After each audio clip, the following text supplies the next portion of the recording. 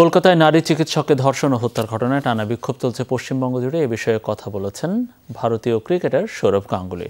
নেক্কারজনক এই ঘটনায় প্রবল দুঃখ প্রকাশ করেছেন তিনি। দোষীদের চিহ্নিত করে কঠোর শাস্তির দাবিও তার। এই ঘটনাকে কেন্দ্র করে মানুষের প্রতিবাদের প্রেক্ষিতে জানান, পৃথিবীর যে প্রান্তে এই ঘটনা ঘটুক সকলকে গর্জে উঠতে হবে এভাবেই। জিনিসটাই এমন হয়েছে যে খুব বেদনাদায়ক সবার কাছে। আর শুধু কলকাতা নয়, ভারতবর্ষের প্রোটেস্ট হয়েছে, বিশ্বে হয়েছে।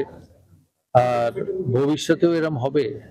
যে যে যে জায়গায়, ইন্ডিয়া হোক, ইন্ডিয়ার বাইরে হোক, মানুষের সাথে খারাপ ব্যবহার করবে, এরম ভাবেই মানুষ তার রিপারকেশন দেবে।